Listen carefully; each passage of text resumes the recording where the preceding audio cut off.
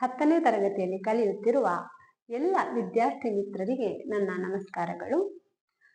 ಕಳೆದ ತರಗತಿಯಲ್ಲಿ ನಾವು ಕಾಪಾಡು ಅನ್ನುವಂತಹ ಶ್ರೀ ಹರಿನಾರಾಯಣ ಮಾಡಾವ್ ಅವರ ಕವನವನ್ನ ಓದಿದೆವು.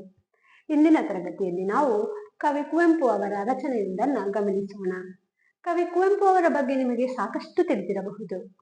ಕನ್ನಡದ ಶ್ರೇಷ್ಠ ಕವಿಗಳಲ್ಲಿ ಓರ್ವರಾದ ಅವರು ರಾಷ್ಟ್ರಕವಿ ಎಂದೇ ಪ್ರಖ್ಯಾತರಾಗಿದ್ದವರು. ಹಲವಾರು ಕಾದಂಬರಿಗಳು, ಕಥೆಗಳು, ಕವನ ಸಂಕಲನಗಳು, ವಿಮರ್ಶಾ ಲೇಖನಗಳು, ಮಕ್ಕಳ ಸಾಹಿತ್ಯ ಕೃತಿಗಳು, ಹೀಗೆ ಸಾಹಿತ್ಯ ಸೇವೆಯನ್ನು ಗೈದು ಕನ್ನಡ ಸಾರಸ್ವತ ಲೋಕವನ್ನ ಅಭಿವೃದ್ಧಿಪಡಿಸಿದಂತಹ ಶ್ರೇಷ್ಠ ಕವಿಗಳಲ್ಲಿ ಅವರೊಬ್ಬರು. ಅವರ ಶ್ರೀರಾಮಾಯಣ ದರ್ಶನಂ ಎನ್ನುವಂತಹ ಕಾವ್ಯಕ್ಕೆ ಅತ್ಯುನ್ನತ ಜ್ಞಾನಪೀಠ ಪ್ರಶಸ್ತಿ ಕೂಡ ಲಭಿಸಿದೆ. ಪದ್ಮ ವಿಭೂಷಣ ಪ್ರಶಸ್ತಿ, ಪಂಪ ಪ್ರಶಸ್ತಿ, ಕೇಂದ್ರ ಸಾಹಿತ್ಯ ಅಕಾಡೆಮಿ ಪ್ರಶಸ್ತಿ, ಹೀಗೆ ಹಲವಾರು ಪ್ರಶಸ್ತಿಗಳಿಗೆ ಅವರು ಭಾಜನರಾಗಿದ್ದಾರೆ.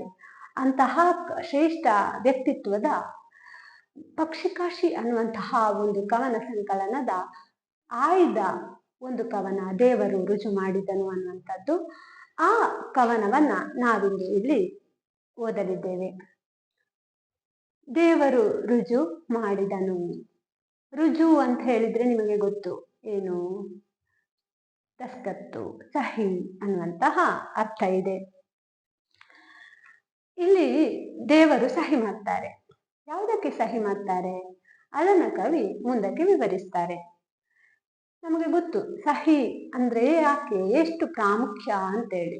ಯಾವುದೇ ಒಂದು ಕಡತಗಳು ಫೈನಲ್ ಆಗ್ಬೇಕಂತಾದ್ರೆ, ಅಂದ್ರೆ ಯಶಸ್ವಿ ಆಗ್ಬೇಕಾದ್ರೆ, ಅಥವಾ ನಮ್ಮ ಪತ್ರಗಳನ್ನೆಲ್ಲ ಬರಿತೇವೆ, ಅದನ್ನು ಕೊನೆಗೊಳಿಸ್ಬೇಕಾದ್ರೆ ನಾವು ಅದರಲ್ಲಿ ಸಹಿ ಹಾಕ್ತೇವೆ. ಒಬ್ಬೊಬ್ಬರ ಸಹಿ ಒಂದೊಂದು ರೀತಿ ಇರ್ತದೆ. ಅದನ್ನೇ ಇಲ್ಲಿ ಕವಿ ರುಜು ಅಂತ ಹೇಳುವಂಥದ್ದು. ಇಲ್ಲಿ ರುಜು ಹಾಕಿರುವುದು ದೇವರು. ದೇವರು ಯಾವುದಕ್ಕೆ, ಯಾವ ರೂಪದಲ್ಲಿ ಸಹಿ ಹಾಕಿದ್ದಾರೆ ಅನ್ನೋದನ್ನ ಕವಿ ವಿವರಿಸ್ತಾ ಹೋಗ್ತಾರೆ. ದೇವರು ರುಜು ಮಾಡಿದನು, ರಸವಶನಾಗುತ್ತ ಕವಿ ಅದ ನೋಡಿದನು.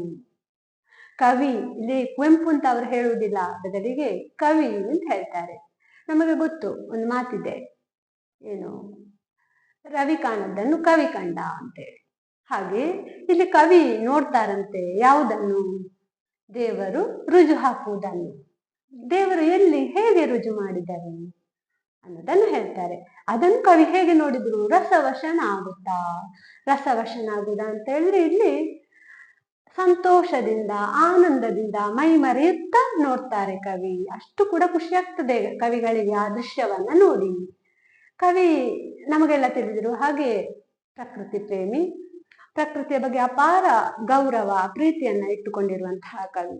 ಹಾಗಾಗಿ ಅವರನ್ನು ಪ್ರಕೃತಿ ಕವಿ ಅಂತೇಳಿ ಹೇಳ್ತಾರೆ ಕುವೆಂಪು ಅವರನ್ನು. ಅವರು ಇಲ್ಲಿ ಪ್ರಕೃತಿಯ ವರ್ಣನೆಯನ್ನ ಮಾಡ್ತಾ ಹೋಗ್ತಾರೆ. ಅದನ್ನ ನಾವು ಗಮನಿಸಬಹುದು.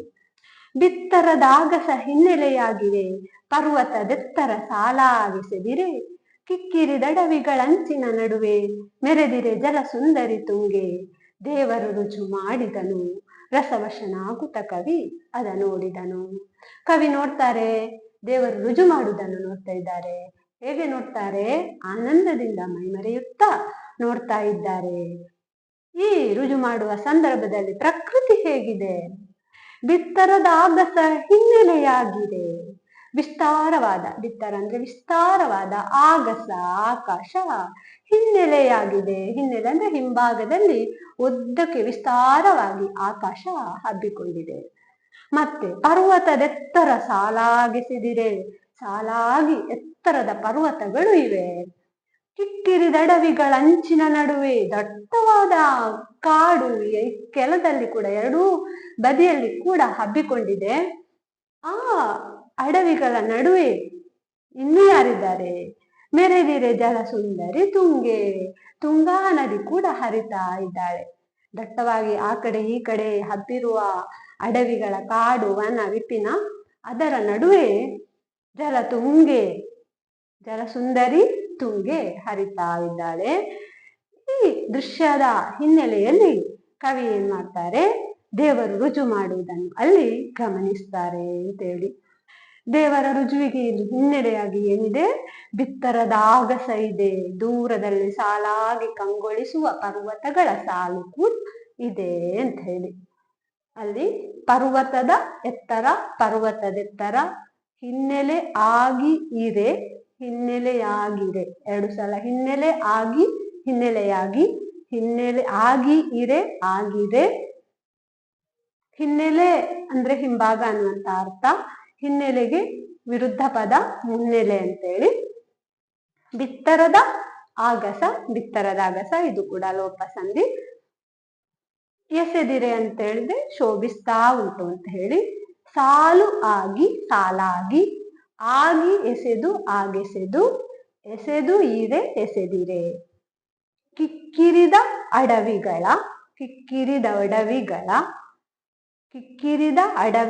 ಅಂಚಿನ ನಡುವೆ ಅಂತ ಹೇಳಿ. 2 ಬದಿಯಲ್ಲೂ ದಟ್ಟವಾಗಿ ಬೆಳೆದಿರುವ ಕಾಡುಗಳ ಮಧ್ಯದಲ್ಲಿ ಸ್ವಚ್ಛವಾಗಿ, ಸುಂದರವಾಗಿ, ಸಮೃದ್ಧವಾಗಿ ಹರಿತಾ ಇರುವ ಜಲರಾಶಿ ತುಂಗಾ ನದಿ ಶೋಭಿಸ್ತಾ ಇದೆ ಅಂತ ಹೇಳಿ. ಅದನ್ನ ಮೊದಲ ಪ್ಯಾರದಲ್ಲಿರುವಂತದ್ದು. ಬಿತ್ತರದ ಆಗಸ ಹಿನ್ನೆಲೆಯಾಗಿರೆ, ಪರ್ವತದೆತ್ತರ ಸಾಲಾಗಿಸೆದಿರೆ, ಕಿಕ್ಕಿರಿದಡವಿಗಳಂಚಿನ ನಡುವೆ ಮೆರೆದಿರೆ ಜಲ ಸುಂದರಿ ತುಂಗೆ. ದೇವರು ರುಜು ಮಾಡಿದನು, ರಸವಶನಾಗುತ್ತ ಕವಿ ಅದ ನೋಡಿದನು. ಮುಂದಿನ ಪ್ಯಾರ. ನದಿ ಹರಿದಿತ್ತು, ಬನ ನಿಂತಿತ್ತು, ಬಾನೀಲಿಯ ನಗೆ ಬೀರಿತ್ತು, ನಿರ್ಜನ ದೇಶದ ನೀರವ ಕಾಲಕ್ಕೆ ಖಗರವ ಪುಲಕಂ ತೋರಿತ್ತು. ರೋಮಾಂಚನವಾಗಿತ್ತಂತೆ. ಯಾರಿಗೆ? ಖಗಗಳಿಗೆ. ಖ ಅಂದ್ರೆ ಆಕಾಶ, ಗ ಅಂದ್ರೆ ಗಮಿಸುವ, ಹಾರಾಡುವ, ಆಕಾಶದಲ್ಲಿ ಹಾರಾಡುವಂಥದ್ದು ಪಕ್ಷಿಗಳು. ಖಗ ಅಂತ ಹೇಳಿದ್ರೆ ಪಕ್ಷಿಗಳು ಇಂಚರ ಕೂಡ ಆಗಾಗ ಕೇಳ್ತಾ ಇತ್ತಂತೆ ಇಲ್ಲಿ. ನದಿ ಹರಿದಿತ್ತು, ನದಿ ಹರಿತಾ ಇತ್ತು. ನನಗೆ ದೇವರು ಏನು ಕೆಲಸ ಕೊಟ್ಟಿದ್ದಾನೋ ಅದನ್ನು ನಾನು ಮಾಡ್ತೇನೆ ಅಂತ ಹೇಳ್ತಾ ನದಿ ಮೌನವಾಗಿ ಹರಿತಾ ಇತ್ತು. ಬನ ನಿಂತಿತ್ತು, ಬನ ಅಂದ್ರೆ ಕಾಡು, ಸುತ್ತ ಕಾಡು ಇದೆ, ದಟ್ಟಡವಿ ಇದೆ. ಬಾನೀಲಿಯ ನಗೆ ಬೀರಿತ್ತು, ಆಕಾಶ ನಗು ಬೀರುವ ರೀತಿಯಲ್ಲಿ ಕವಿಗಳಿಗೆ ಕಾಣಿಸ್ತದೆ ಇಲ್ಲಿ. ನದಿ ಹರಿದಿತ್ತು, ಬನ ನಿಂತಿತ್ತು, ಬಾನೀಲಿಯ ನಗೆ ಬೀರಿತ್ತು, ನಿರ್ಜನ ದೇಶದ ನೀರವ ಕಾಲಕ್ಕೆ. ಪರಿಸರ ಹೇಗಿದೆ? ಆ ಪ್ರದೇಶ ಎಲ್ಲ ನಿರ್ಜನವಾಗಿದೆ, ಯಾವುದೇ ಜನಸಂಚಾರ, ಜನರ ಓಡಾಟ ಇಲ್ಲದೆ ನಿರ್ಜನವಾಗಿದೆ. ಹಾಗೆ ನೀರವವಾಗಿದೆ, ಜನರ ಓಡಾಟ ಇಲ್ಲ, ಯಾವುದೇ ಸದ್ದು ಗದ್ದಲ ಇಲ್ಲದೆ ಮೌನವಾಗಿದೆ. ರವ ಅಂದ್ರೆ ಸದ್ದು, ಶಬ್ದ. ನೀರವ ಅಂದ್ರೆ ಯಾವುದೇ ಶಬ್ದ ಇಲ್ಲದೆ ಮೌನವಾಗಿ ಇರುವಂಥದ್ದು. ನಿರ್ಜನ ದೇಶದ ನೀರವ ಕಾಲಕ್ಕೆ ಖಗರವ ಪುಲಕಂ ತೋರಿತ್ತು. ಅದರ ಎಡೆಯಲ್ಲಿ ಆಗಾಗ ಬರುವಂತಹ ಖಗರವ, ಪಕ್ಷಿಗಳ ಕಲರವ, ಇಂಚರ, ಪುಲಕಂ ತೋರಿತ್ತು, ರೋಮಾಂಚನವನ್ನ ಉಂಟು ಮಾಡುವ ಹಾಗೆ ಇತ್ತು ಪರಿಸರ ಅಂತೇಳಿ. ನದಿ ಹರಿದಿತ್ತು, ಬನ ನಿಂತಿತ್ತು, ಬಾನೀಲಿಯ ನಗೆ ಬೀರಿತ್ತು, ನಿರ್ಜನ ದೇಶದ ನೀರವ ಕಾಲಕ್ಕೆ ಖಗರವ ಪುಲಕಂ ತೋರಿತ್ತು. ಹೂ ಬಿಸಿಲಲ್ಲಿ ಮಿರುಗಿರೆ ನೀರಿ ಒನಲು, ಮೊರೆದಿರೆ ಬಂಡೆಗಳಲ್ಲಿ ನೀರ್ತೊದಲು, ರಂಜಿಸೆ ಇಕ್ಕೆಲದಲ್ಲಿ ಹೊಮ್ಮಳಲು, ಸಿಬ್ಬಲು ಗುಡ್ಡೆಯ ಹೊಳೆಯಲ್ಲಿ ನೀಯುತ ಕವಿಮನನ ಕದಿ ನೆಲೆಸಿತ್ತು. ಮಧು ಸೌಂದರ್ಯದ ಮಧುರ ಜಗತ್ತು ಹೃದಯ ಜಿಹ್ವೆಗೆ ಜೇನಾಗಿತ್ತು. ಕವಿ ಮುಂದುವರಿಸ್ತಾ ಹೇಳ್ತಾರೆ, ಹೇಗಿದೆ ಅಂತ ಅಲ್ಲಿ. ಹೂ ಬಿಸಿಲಲ್ಲಿ ಮಿರುಗಿರೆ ನೀರಿವನಲು. ಹೂ ಬಿಸಿಲು ಹರಡಿಕೊಂಡಿದೆ. ಹೂ ಬಿಸಿಲು ಅಂದ್ರೆ ಬೆಳಗಿನ ಹೊತ್ತು ಮತ್ತೆ ಸಂಜೆ ಹೊತ್ತಲ್ಲಿ ಬರುವಂತಹ ಎಳೆ ಬಿಸಿಲು, ಸೂರ್ಯನ ತಂಪಾದ ಬಿಸಿಲು. ಆ ಹೂವಿನಂತೆ ಇರುವ ಬಿಸಿಲು ಅಂದ್ರೆ ಕರ್ಮಧಾರೆಯ ಸಮಾಸ ಇದು. ಹೂವಿನಂತೆ ಇರುವಂತಹ ಬಿಸಿಲು, ಹೂ ಬಿಸಿಲು. ಮಿರುಗು ಅಂದ್ರೆ ಹೊಳೆಯುವಂಥದ್ದು. ಹೂ ಬಿಸಿಲು ಮಿರುಗ್ತಾ ಇದೆ. ಯಾವುದು? ತುಂಗಾ ನದಿಯ ನೀರು ಸೂರ್ಯನ ಎಳೆ ಬಿಸಿಲಲ್ಲಿ ಹೊಳಿತಾ ಇತ್ತು ಅಂತ ಹೇಳ್ತಾ ಇದ್ದಾರೆ ಕವಿ ಇಲ್ಲಿ. ತುಂಗಾ ನದಿಯ ನೀರು ಹೊಳಿತಾ ಇತ್ತು, ಯಾವ್ದ್ರ ಹಾಗೆ? ಎಳೆ ಬಿಸಿಲಲ್ಲಿ ಹೊಳಿತಾ ಇತ್ತು. ನೀರಿ ಒನಲು ಅಂತ ಹೇಳಿದ್ರೆ ನೀರಿ ಒನಲು ಆದೇಶ ಸಂಧಿ ಆಗ್ತದೆ. ಮೊರೆದಿರೆ ಅದು ಲೋಪ ಸಂಧಿ ಆಗ್ತದೆ. ನೀರ್ ತೊದಲು ಇಲ್ಲಿ ಸಂಧಿ ಕಾರ್ಯ ಯಾವುದಿಲ್ಲ. ಇನ್ನು ಮತ್ತೇನಾಗ್ತದೆ, ಹೂ ಬಿಸಿಲಲ್ಲಿ ಮಿರುಗಿರೆ ನಿರಿವೊನಲು, ಮೊರೆದಿರೆ ಬಂಡೆಗಳಲ್ಲಿ ನೀರ್ ತೊದಲು. ಏನಾಗಿದೆ ಅಂತೆ, ಅಸ್ಪಷ್ಟವಾದ ತೊದಲ್ ನುಡಿ ಅಂತ ಕೇಳಿರ್ಬೋದು ನೀವು, ಮಕ್ಕಳು ಮಾತನಾಡ್ತಾರೆ ತೊದಲ್ ನುಡಿಯಿಂದ ಮಾತನಾಡ್ತಾರೆ ಅಂತ. ಇಲ್ಲಿ ನೀರಿನ ತೊದಲು, ನೀರ್ ತೊದಲು. ಹೇಗಿದೆ ನೀರ್ ತೊದಲು? ಮೊರೆದಿರೆ ಬಂಡೆಗಳಲ್ಲಿ ಮೊರೆಯುತ್ತಾ ಇದೆ, ಸದ್ದು ಮಾಡ್ತಾ ಉಂಟು. ಯಾವುದು? ನೀರು ತೊದಲು. ರಂಜಿಸೆ ಇಕ್ಕೆಲದಲ್ಲಿ ಹೊಮ್ಮಳಲು. ಇನ್ನೇನಿದೆ, ಎರಡೂ ಬದಿಯಲ್ಲಿ ನದಿಯ, ತುಂಗಾ ನದಿಯ ಎರಡೂ ಬದಿಯಲ್ಲಿ ಕೂಡ ಏನಿದೆ, ಹೊಯ್ಗೆ ರಾಶಿ ಇದೆ, ಹಳದಿ ಬಣ್ಣದ ಹೊಯ್ಗೆ ರಾಶಿ ಇದೆ. ಅದು ಏನ್ ಮಾಡ್ತಾ ಇದೆ? ಹೊಳಿತಾ ಇದೆ, ಪ್ರಕಾಶಿಸ್ತಾ ಹಳದಿಯಾಗಿ ಚಿನ್ನದ ಹಾಗೆ ಹೊಳಿತಾ ಇದೆ ಅನ್ನುವಂತ. ಹೊಮ್ಮಳಲು, ರಂಜಿಸೆ ಇಕ್ಕಳದಲ್ಲಿ ಹೊಮ್ಮಳಲು, ಹೊಯ್ಗೆ ರಂಜಿಸ್ತಾ ಉಂಟು.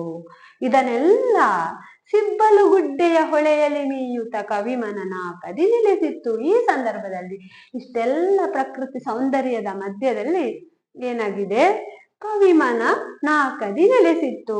ಸಿಬ್ಬಲು ಗುಡ್ಡೆಯ ಹೊಳೆ ಇದೆ, ಆ ಸಿಬ್ಬಲು ಗುಡ್ಡೆಯ ಮೇಲ್ಗಡೆ ಒಂದಿರುವ ಹೊಳೆಯ, ಹರಿತಾ ಇರುವಂತಹ ಹೊಳೆಯಲ್ಲಿ ನೀರ್ತಾ ಸ್ನಾನ ಮಾಡ್ತಾ ಕವಿಯ ಮನಸ್ಸು ಏನಾಗಿದೆ ಅಂತೆ, ನಾಕದಲ್ಲಿದ್ದೇನೆ, ನಾನು ಸ್ವರ್ಗದಲ್ಲೇ ಇದ್ದೇನೆ ಅನ್ನುವ ರೀತಿಯಲ್ಲಿ ಅವರಿಗೆ ಅನುಭವ ಆಗ್ತಾ ಇದೆ ಕವಿಗಳಿಗೆ ಅಂತೇಳಿ. ಸಿಬ್ಬಲು ಗುಡ್ಡೆಯ ಹೊಳೆಯಲ್ಲಿ ಮೀಯುತ್ತಾ ಕವಿಮನನ ಕದಿ ನೆಲೆಸಿತ್ತು. ಮಧು ಸೌಂದರ್ಯದ ಮಧುರ ಜಗತ್ತು ಹೃದಯ ಜಿಹ್ವೆಗೆ ಜೇನಾಗಿತ್ತು. ಹೃದಯ ಜಿಹ್ವೆ, ಹೃದಯವೆಂಬ ಜಿಹ್ವೆ ಅಂತೇಳಿ. ಏನು ಜಿಹ್ವೆ ಅಂದ್ರೆ ನಾಲಗೆ, ಇಲ್ಲಿ ಹೃದಯ ಅನ್ನುವಂತಹ ನಾಲಗೆ ಅಂತೇಳಿ. ಹೃದಯವೆಂಬ ಜಿಹ್ವೆಗೆ ಜೇನಾಗಿತ್ತು, ಸಿಹಿಯನ್ನು ಉಂಟು ಮಾಡುವ ಹಾಗಿತ್ತು. ಮಧು ಸೌಂದರ್ಯದ ಮಧುರ ಜಗತ್ತು, ಇಷ್ಟೆಲ್ಲ ಪ್ರಕೃತಿ ಸೌಂದರ್ಯವನ್ನ ಹೊಂದಿರುವಂತಹ ಆ ಪ್ರದೇಶ ಹೃದಯ ಜಿಹ್ವೆಗೆ ಜೇನಾಗಿತ್ತು. ಹೃದಯ ಅನ್ನುವಂತಹ ನಾಲಗೆಗೆ, ನಾಲಗೆಗೆ ಜೇನು ಯಾವ ರೀತಿಯಲ್ಲಿ ಸಿಹಿಯಾಗಿರ್ತದೋ ಅದೇ ರೀತಿ ಹೃದಯಕ್ಕೆ, ಕವಿಯ ಹೃದಯಕ್ಕೆ ಅದು ಜೇನಿನ ಹಾಗೆ ಇತ್ತು ಅಂತ ಕವಿ ಹೇಳ್ತಾ ಇದ್ದಾರೆ. ಹೂ ಬಿಸಿಲಲ್ಲಿ ಮಿರುಗಿರೆ ನಿರಿವೊನಲು, ಮೊರೆದಿರೆ ಬಂಡೆಗಳಲ್ಲಿ ನೀರ್ ತೊದಲು. ರಂಜಿಸೆ ಇಕ್ಕೆಲದಲ್ಲಿ, ಇಕ್ಕೆಲ ಎರಡು ಕೆಲ, ದ್ವಿಗು ಸಮಾಸ ಆಗ್ತದೆ. ನೀರ್ ತೊದಲು, ನೀರ್ ತೊದಲು. ರಂಜಿಸೆ ಇಕ್ಕೆಲದಲ್ಲಿ ಹೊಮ್ಮಲಲು, ಸಿಬ್ಬಲು ಗುಡ್ಡೆಯ ಹೊಳೆಯಲ್ಲಿ ಮೀಯುತ ಕವಿಮನ ನಾಕದಿ ನೆಲೆಸಿತ್ತು. ನಾಕ ಅಂದ್ರೆ ಸ್ವರ್ಗ. ಮಧು ಸೌಂದರ್ಯದ ಮಧುರ ಜಗತ್ತು ಹೃದಯ ಜಿಹ್ವೆಗೆ ಜೇನಾಗಿತ್ತು. ಜಿಹ್ವೆ ನಾಲಗೆ. ಮುಂದೇನಾಯ್ತಲ್ಲಿ, ದೃಶ್ಯ ದಿಗಂತದಿ ನೊಮ್ಮೆಯೇ ಹೊಮ್ಮಿ, ಗಿರಿವನ ಪಟದ ಆಕಾಶದಲ್ಲಿ ತೇಲುತ ಬರಲ್ಕೆ ಬಲಾಕ ಪಂಕ್ತಿ, ಲೇಖನ ರೇಖಾ ನ್ಯಾಸದಲ್ಲಿ ಅವಾಂಗ್ಮಯ ಛಂದ ಪ್ರಾಸದಲ್ಲಿ, ಸೃಷ್ಟಿಯ ರಚನೆಯ ಕುಶಲಕ್ಕೆ ಚಂದಕ್ಕೆ, ಜಗದಚ್ಚರಿಯಂದದ ಒಪ್ಪಂದಕ್ಕೆ, ಚಿರಚೇತನ ತಾನಿಗೆ ಬಂದದಿ, ಬೆಳ್ಳಕ್ಕಿಯ ಹಂತಿಯ ಆನೆವದಿ, ದೇವರು ರುಜು ಮಾಡಿದನು, ರಸವಶನಾಗುತ್ತ ಕವಿ ಅದ ನೋಡಿದನು. ಹೇಗಿದೆ, ದೃಶ್ಯ ದಿಗಂತದಿ ನೊಮ್ಮೆ ಹೊಮ್ಮಿ.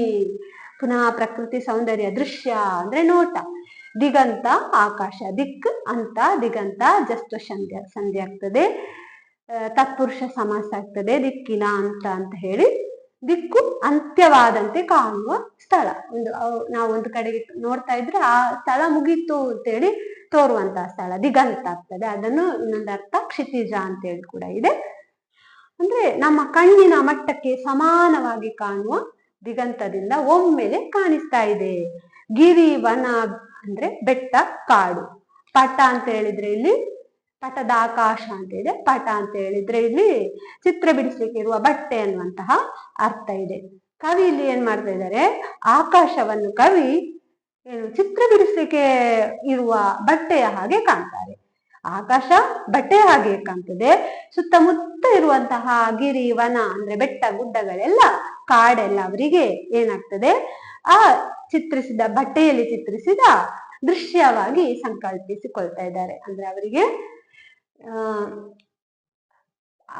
ಆಕಾಶ ಅನ್ನುವಂತಹ ಬಟ್ಟೆಯಲ್ಲಿ ಈ ಗಿರಿವನ ಅದೆಲ್ಲ ಚಿತ್ರಿಸಿದಂತಹ ಬಟ್ಟೆಯ ಚಿತ್ರಗಳ ಹಾಗೆ ಕಂಡು ಬರ್ತದೆ. ಹಾಗೆ ಅಲ್ಲಿ ಜೀವನದಿಯಾದಂತಹ ತುಂಗೆ ಕೂಡ ಹರಿತಾ ಇದ್ದಾಳೆ ಅಂತೇಳಿ. ಇಂತಹ ಸಂದರ್ಭದಲ್ಲಿ ಏನಾಯ್ತು, ತೇಲುತ್ತ ಬರಲ್ಕೆ ಬಲಾಕ ಪಂಕ್ತಿ. ಬಲಾಕ ಬೆಳ್ಳಕ್ಕಿಗಳು, ಪಂಕ್ತಿ ಅಂದ್ರೆ ಸಾಲು, ಬೆಳ್ಳಕ್ಕಿಗಳ ಸಾಲು ತೇಲ್ತಾ ಬರ್ತಾ ಉಂಟಂತೆ. ಅದು ಹೇಗೆ ಕಾಣ್ತದೆ ನಮ್ಮ ಕವಿಗಳಿಗೆ? ಲೇಖನ ರೇಖಾನ್ಯಾಸದಲ್ಲಿ, ಅವಾಂಗ್ಮಯ ಛಂದ ಪ್ರಾಸದಲ್ಲಿ, ಸೃಷ್ಟಿಯ ರಚನೆಯ ಕುಶಲಕ್ಕೆ ಚಂದಕ್ಕೆ, ಜಗದಚ್ಚರಿಯಂದದ ಒಪ್ಪಂದಕ್ಕೆ. ಏನಾಗಿದೆ, ಬಲಾಕ ಪಂಕ್ತಿ ಹರಿದು ಬರ್ತಾ ಉಂಟು. ಲೇಖನ ರೇಖಾ ನ್ಯಾಸದಲ್ಲಿ, ರೇಖೆ ಅಂದ್ರೆ ಗೆರೆ, ಲೇಖನ ಅಂದ್ರೆ ಬರವಣಿಗೆ, ಅವಾಂಗ್ಮಯ ಅಂದ್ರೆ, ವಾಂಗ್ಮಯ ಅಂದ್ರೆ ವಾಕ್ಮಯ, ವಾಕಿಗೆ ಮಾತಿಗೆ ಸಂಬಂಧಿಸಿದ್ದು, ಅವಾಂಗ್ಮಯ ಅಂದ್ರೆ ಮಾತುಗಳಲ್ಲಿ ಹೇಳಲಿಕ್ಕೆ ಸಾಧ್ಯ ಇಲ್ಲದೆ ಇರುವಂತದ್ದು. ಛಂದಸ್ಸು ಕವಿತೆ ಬರೀಲಿಕ್ಕೆ ಇರುವಂತಹ ಒಂದು ನಿಯಮ. ಪ್ರಾಸ ಅಂದ್ರೆ ನಿಮಗೆ ಗೊತ್ತು, ಕವನಗಳ ಕೊನೆಯಲ್ಲಿ, ಮಧ್ಯದಲ್ಲಿ, ಪ್ರಥಮ ಆದಿಯಲ್ಲಿ ಬರುವಂತಹ ಪುನಃ ಪುನಃ ಬರುವಂತಹ ಅಕ್ಷರಗಳು, ಅದನ್ನು ಪ್ರಾಸ ಅಂತೇಳಿ ಹೇಳ್ತಾರೆ. ಪ್ರಾಸದಲ್ಲಿ 3 ರೀತಿ ಇದೆ, ಆದಿಪ್ರಾಸ, ಅಂತ್ಯಪ್ರಾಸ, ಮಧ್ಯಪ್ರಾಸ ಅಂತೇಳಿ 3 ವಿಧ ಇದೆ. ಹಾಗೆ ಇಲ್ಲೀಗ ಕವಿಗಳಿಗೆ ಹೇಗೆ ಕಾಣ್ತಾ ಇದೆ, ಸುಂದರವಾದ ಕೈ ಬರಹ ಇರುವಂತಹ ಒಬ್ಬ ವ್ಯಕ್ತಿ ಸಾಲಾಗಿ ಬರೆದ್ರೆ ಹೇಗೆ ಸುಂದರವಾಗಿ ಕಾಣಿಸ್ತದೋ ಅದೇ ರೀತಿ ಕಾಣಿಸ್ತಾ ಇತ್ತಂತೆ. ಯಾವುದು, ಬಲಾಕ ಪಂಕ್ತ್ಯ, ಬಲಾಕಗಳು ಬೆಳ್ಳಕ್ಕಿಗಳು ಬರುವಂತದ್ದು ಆ ರೀತಿಯಲ್ಲಿ ಕಾಣ್ತಾ ಇತ್ತು ಕವಿಗಳಿಗೆ. ಅದನ್ನು ಅವರಿಗೆ ವರ್ಣಿಸ್ಲಿಕ್ಕೆ ಆಗ್ತಾ ಇಲ್ಲ. ಯಾವ ರೀತಿ ಕವನವನ್ನು, ಅದರಲ್ಲಿರುವ ಛಂದಸ್ಸು, ಪ್ರಾಸ ಇದೆಲ್ಲ ಇರುವಂತಹ ಕವನವನ್ನ ವರ್ಣಿಸ್ಲಿಕ್ಕೆ ಆಗುವುದಿಲ್ಲವೋ ಅದೇ ರೀತಿಯಲ್ಲಿ ಕವಿಗಳಿಗೆ ಏನಾಗಿದೆ, ಈ ಸೌಂದರ್ಯವನ್ನ ವರ್ಣಿಸ್ಲಿಕ್ಕೆ ಆಗ್ತಾ ಇಲ್ಲ ಅಂತೇಳಿ ಅವರು ಹೇಳ್ತಾ ಇದ್ದಾರೆ. ಮುಂದೆ, ಸೃಷ್ಟಿಯ ರಚನೆಯ ಕುಶಲಕ್ಕೆ ಚಂದಕ್ಕೆ, ಜಗದಚ್ಚರಿಯಂದದ ಒಪ್ಪಂದಕ್ಕೆ, ಚಿರಚೇತನ ತಾನಿಹೆ ಎಂಬಂದದಿ, ಬೆಳ್ಳಕ್ಕಿಯ ಹಂತಿಯ ಆನೆವದಿ. ಏನ್ ಮಾಡ್ತಾರೆ, ಸೃಷ್ಟಿಯ ರಚನೆಯ ಕುಶಲಕ್ಕೆ, ಕುಶಲ ಅಂದ್ರೆ ಕೌಶಲ್ಯ, ಜಾಣ್ಮೆ ಅನ್ನುವಂತಹ ಅರ್ಥ ಇದೆ. ಸೃಷ್ಟಿಕರ್ತ ದೇವರು ಈ ಸೃಷ್ಟಿಯನ್ನು ತುಂಬಾ ಚಾತುರ್ಯದಿಂದ, ಕುಶಲತೆಯಿಂದ ರಚಿಸಿದ್ದಾನೆ. ಅಷ್ಟೊಂದು ಸುಂದರವಾಗಿದೆ ಈ ಸೃಷ್ಟಿ ಅನ್ನುವಂತಹ ಅರ್ಥ ಇದೆ. ಜಗದಚ್ಚರಿ, ಜಗದ ಅಚ್ಚರಿ, ಅಚ್ಚರಿ ಅಂದ್ರೆ ಆಶ್ಚರ್ಯ ಅನ್ನುವಂತಹ ಅರ್ಥ. ಜಗದ ಅಚ್ಚರಿ, ಜಗತ್ತಿನ ಅಚ್ಚರಿ. ಅಚ್ಚರಿ ಅಂದದ, ಅಚ್ಚರಿ ಎಂದದ, ಅಚ್ಚರಿ ಅಂದದ, ಅಚ್ಚರಿ ಅಂದದ. ಅಂದ ಅಂದ್ರೆ ಸುಂದರವಾಗಿರುವ, ಅಂದ್ರೆ ಅದೇ ರೀತಿ ಇರುವಂತದ್ದು ಇಲ್ಲಿ ಅಂತೇಳಿ. ಅಚ್ಚರಿ ಅಂದದ, ಅಚ್ಚರಿ ಅದೇ ರೀತಿ ಇರುವುದು ಅಂತ ಅನ್ನುವಂತ ಅರ್ಥ ಇಲ್ಲಿ ಬರ್ತದೆ. ಒಪ್ಪಂದ ಅಂತೇಳಿ, ಒಪ್ಪಂದ ಒಪ್ಪಿಗೆ, ಕರಾರು ಅಂತೇಳಿ. ಈ ಜಗತ್ತಿನ ಪ್ರತಿಯೊಂದು ಚಟುವಟಿಕೆಗಳು ಕೂಡ ಏನಾಗ್ತದೆ, ಒಂದಕ್ಕೊಂದು ಪೂರಕವಾಗಿ ಬರ್ತದೆ, ಪರಸ್ಪರ ಒಪ್ಪಂದದೊಂದಿಗೆ ನಡೀತಾ ಉಂಟು. ಆದ್ರೆ ಅದು ಹೇಗೆ ಅನ್ನುವಂತ ಆಶ್ಚರ್ಯ ಕವಿಗಳನ್ನ ಇಲ್ಲಿ ಕಾಡ್ತಾ ಇದೆ. ಇದನ್ನೆಲ್ಲ ಯಾರು ನಿಯಂತ್ರಿಸ್ತಾ ಇರಬಹುದು ಅನ್ನುವಂತಹ ಪ್ರಶ್ನೆ ಕೂಡ ಕವಿಯನ್ನ ಇಲ್ಲಿ ಕಾಡ್ತಾ ಇದೆ. ಅದಕ್ಕೆ ಅವರು ಹೇಳ್ತಾರೆ, ಅದೊಂದು ಶಕ್ತಿ, ಚಿರಚೇತನವಾದ ಶಕ್ತಿ ಅಂತ ಅದನ್ನ ಹೇಳ್ತಾರೆ. ಚಿರಚೇತನ ತಾನಿಹೆನೆಂಬಂದದಿ, ಅಂತಹ ಒಂದು ಶಕ್ತಿ ಇದೆ, ಈ ಪ್ರಪಂಚವನ್ನ ಆಳುವಂತಹ ಒಂದು ಶಕ್ತಿ ಇದೆ, ನಿಯಂತ್ರಿಸ್ತಾ ಇದೆ ಎಲ್ಲವನ್ನ ಕೂಡ ಅಂತ. ಚಿರ ಅಂದ್ರೆ ಶಾಶ್ವತ, ಯಾವಾಗ್ಲೂ ಇರುವಂತದ್ದು, ಶಾಶ್ವತ ಎಂದೆಂದು ಇರುವಂತದ್ದು. ಚೇತನ ಅಂದ್ರೆ ಶಕ್ತಿ, ಚೈತನ್ಯ ಅನ್ನುವಂಥದ್ದು ಚೇತನದ ಭಾವನಾಮ ರೂಪ. ದೇವರು ಇದ್ದಾನೆ ಅನ್ನುವುದನ್ನು ದೃಢೀಕರಿಸುವ ಸಲುವಾಗಿ ಈ ಬೆಳ್ಳಕ್ಕಿಗಳ ಸಾಲು ಏನು ಹೀಗೆ ಬರ್ತಾ ಇದೆ. ಆ ಮೂಲಕ ದೇವರು ಸಹಿ ಮಾಡ್ತಾ ಇದ್ದಾರೆ ಅಂತ. ಈಗ ಸಹಿ ಮಾಡಿದ್ದು ಯಾರು? ದೇವರು. ಯಾವ ರೀತಿಯಲ್ಲಿ ಸಹಿ ಮಾಡಿದ್ದಾರೆ ಅನ್ನೋದು ಬೆಳ್ಳಕ್ಕಿಯ ಸಾಲಿನ ರೀತಿಯಲ್ಲಿ, ಬೆಳ್ಳಕ್ಕಿಯ ಹಂತಿಯ ಆನೆವದಿ, ನೆಪ ಕಾರಣ, ಬೆಳ್ಳಕ್ಕಿಯ ಸಾಲಿನ ಆ ನೆಪದಲ್ಲಿ ನಾನು ಈ ಪ್ರಪಂಚದಲ್ಲಿ ಇದ್ದೇನೆ, ಇಂಥ ಒಂದು ಶಕ್ತಿ ಇದೆ ಅನ್ನೋದನ್ನು ದೇವರು ತೋರ್ಪಡಿಸ್ತಾ ಇದ್ದಾನೆ. ಅದಕ್ಕೆ ಬೇಕಾಗಿ ಅದು ಸಹಿ ಮಾಡಿದ್ದಾನೆ, ರುಜು ಮಾಡಿದ್ದಾನೆ. ಆ ಬೆಳ್ಳಕ್ಕಿಗಳ ಸಾಲೆ ದೇವರ ಸಹಿ ಅಂತೇಳಿ ಕವಿ ಹೇಳ್ತಾ ಇದ್ದಾರೆ. ದೇವರು ರುಜು ಮಾಡಿದನು, ರಸವಶನಾಗುತ್ತ ಕವಿ ಅದ ನೋಡಿದನು. ಈ ರೀತಿ ಬೆಳ್ಳಕ್ಕಿಯ ಸಾಲು ಬರ್ತಾ ಇರುವುದು ನಮ್ಮ ಕವಿ ಕಣ್ಣಿಗೆ ಹೇಗೆ ಕಾಣ್ತಾ ಉಂಟು? ರುಜು ಹಾಕಿದಾಗೆ ದೇವರು ಇಲ್ಲಿ ರುಜು ಹಾಕ್ತಾ ಇದ್ದಾರೆ ಅಂತ ಹೇಳಿ ಹೇಳ್ತಾ ಇದ್ದಾನೆ ಕವಿ ಇಲ್ಲಿ. ದೃಶ್ಯ ದಿಗಂತದಿಂದ ಒಮ್ಮೆಲೆ ಮೇಲಕ್ಕೆ ಚಿಮ್ಮಿ ಆ ಗಿರಿವನ ಪಟದ ಆಕಾಶದಲ್ಲಿ ಸುಂದರವಾದ ಕವನದ ಸಾಲುಗಳ ಹಾಗೆ ತೇಲುತ್ತಾ ಬಂದ ಆ ಬೆಳ್ಳಕ್ಕಿಗಳ ಸಾಲನ್ನು ದೇವರ ರುಜು ಅಂತೇಳಿ ಕವಿ ಇಲ್ಲಿ ಹೇಳ್ತಾ ಇದ್ದಾರೆ. ನಮಗೆ ಗೊತ್ತು, ಜಾತಿ ಮತ ಇದಕ್ಕಿಂತ ಭಿನ್ನವಾದ, ಅದಕ್ಕೆ ಮೀರಿದಂತ ಅತೀತವಾದ ಒಂದು ಯಾವುದೋ ಒಂದು ಶಕ್ತಿ ನಮ್ಮ ಪ್ರಪಂಚವನ್ನ ಆಳ್ತಾ ಇದೆ, ನೋಡ್ತಾ ಇದೆ, ನಿಯಂತ್ರಿಸ್ತಾ ಇದೆ ಅಂತೇಳಿ. ಆ ಶಕ್ತಿಯನ್ನ ಕವಿ ಇಲ್ಲಿ ಪ್ರಕೃತಿ ಅಂತ ಹೇಳ್ತಾರೆ. ಅದಕ್ಕೆ ಅವರನ್ನ ಪ್ರಕೃತಿ ಪ್ರೇಮಿ ಅಂತ ಹೇಳುದು. ಇಷ್ಟೊತ್ತವರು ಈ ಕವನದಲ್ಲಿ ವರ್ಣಿಸಿದ್ದು ಪ್ರಕೃತಿಯ ಬಗ್ಗೆ, ಪ್ರಕೃತಿಯ ಸೌಂದರ್ಯದ ಬಗ್ಗೆ ವರ್ಣಿಸಿದ್ದಾರೆ. ಅಂತಹ ಒಂದು ಶಕ್ತಿ ಇಲ್ಲಿ ಇದೆ ಅನ್ನುವುದನ್ನು ಕವಿ ಹೇಳ್ತಾ ಇದ್ದಾರೆ. ಆ ಶಕ್ತಿಯೇ ದೇವರು ಅಂತ ಹೇಳಿ ಕವಿ ಕಣ್ಣಿಗೆ ಕಾಣಿಸ್ತಾ ಇದೆ. ಅವರ ಹಾಗೆ ನಂಬ್ತಾ ಇದ್ದಾರೆ. ಅಂತಹ ಪ್ರಕೃತಿಯ ಎಂಬ ವರವನ್ನು ನಾವು ಯಾವತ್ತೂ ನಾಶ ಮಾಡಬಾರದು ಅಂತ ಹೇಳಿ ಕವಿ ನಮ್ಮಲ್ಲಿ ಇಲ್ಲಿ ಸೂಚಿಸ್ತಾ ಇದ್ದಾರೆ. ಹಾಗೆ ಇಲ್ಲಿ ದೇವರು ರುಜು ಮಾಡಿದನು ಅನ್ನುವಂತಹ ಈ ಕವನವನ್ನ ನಾವೀಗ ನೋಡಿದ್ದೇವೆ. ಇದರಲ್ಲಿ ಬರುವಂತಹ ಅಭ್ಯಾಸವನ್ನ ಮುಂದಿನ ಕ್ಲಾಸಿನಲ್ಲಿ ನೋಡೋಣ. ಈ ಕವನವನ್ನು ಓದುತ್ತಾ ನಿಮಗೆ ಏನಾದರೂ ಅರ್ಥವಾಗದ ವಿಷಯ ಇದ್ದರೆ ತಿಳಿಸಿ ಅಂತೇಳಿ ಕೇಳಿಕೊಳ್ಳುತ್ತಾ ಈ ಕ್ಲಾಸನ್ನ ಇಲ್ಲಿಗೆ ಮುಗಿಸ್ತಾ ಇದ್ದೇನೆ. ವಂದನೆಗಳು.